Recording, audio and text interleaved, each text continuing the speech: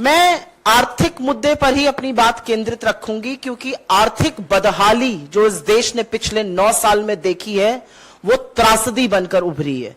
क्योंकि 76 साल आजादी के बाद 9 साल एक अहम हिस्सा होता है उसका, और उस अहम हिस्से में बेरोजगारी का, महंगाई का, भ्रष्टाचार का वो तांडव देखा है इस देश ने, और जो छुपाने की उसको कोशिश करी है वो वाकई त्रासदी है। आज असलियत यह है, अगर सरकार की ओर से ही देख लीजिए, सरकार का सबसे बड़ा दावा क्या है? सीना ठोककर बोलते हैं हम यूके के आगे की इकोनॉमी बन गए। दावा यह है, असलियत क्या है? यूके की एवरेज परचेजिंग पावर कैपेसिटी जो है वो $50,000 है, हमारी $7,000 है। तो जब झूठ भी बोलते हैं तो इतना लंबा बोल जाते हैं कि अपने आप ही अपने बनाए हुए चक्रव्यूह में फंस जाते हैं। सीना ठोक करके एक अपना दावा और करते हैं 9 साल का। क्या कहते हैं? हमने 86 करोड़ लोगों को फ्री का राशन बांटा। हां, क्योंकि आप हमारे देश को इस कगार पर ले आए कि भूखमरी, बेरोजगारी और महंगाई के चलते आपको वो बांटना पड़ा। और अब लोगों की आंखें खुल रही हैं, क्योंकि गरीब देख रहा है कि आपने उसके साथ क्या क्या धोखा किया है।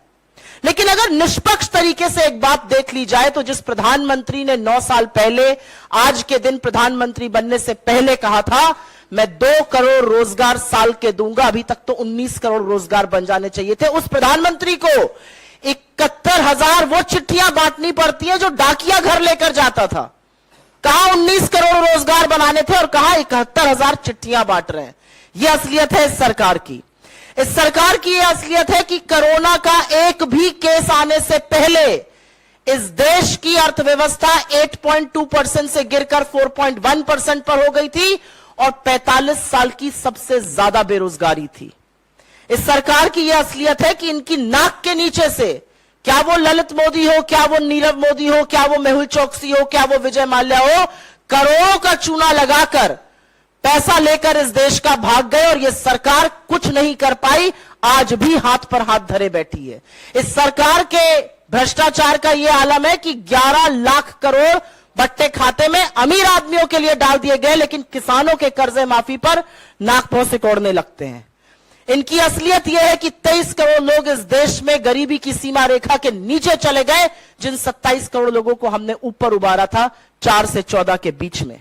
इस सरकार की यह असलियत है कि प्रधानमंत्री बनने से पहले मोदी जी क्या कहते थे? मित्रों, रुपए की साख और प्रधानमंत्री की साख प्रतिष्ठा एक बराबर है। जैसे जैसे रुपया गिरता है प्रधानमंत्री की साख गिरती है। 53 पर रुपया मिला था, आज 83 पर है। कहते हैं हम सबसे सस्ता तेल बुला रहे हैं, ले रहे हैं, खरीद रहे हैं रशिया से। तो महानुभाव, हमारा पेट्रोल और डीजल का दाम सस्ता क्यों नहीं हो रहा? आखिरी बार दाम सस्ता कब हुआ था, यह देश की जनता जानना चाहती है। इस सरकार ने पढ़ाई महंगी कर दी, आटा महंगा कर दिया, अस्पताल की बेड महंगी कर दी, रेलवे की यात्रा महंगी कर दी। और इसीलिए मैं कहती हूं कि बेरोजगारी और महंगाई और भ्रष्टाचार का जो तांडव इस देश ने देखा है वो वाकई में त्रासदी है। कर्नाटक ने एक संदेश दिया और वो संदेश भाजपा ना पढ़ना चाहे तो हमारे लिए बहुत अच्छा है, लेकिन संदेश ये है और संदेश बड़ा है। और एक के बाद एक नए नए सर्वे आप लोगों के टीवी चैनल के माध्यम से अब सामने आ रहे हैं।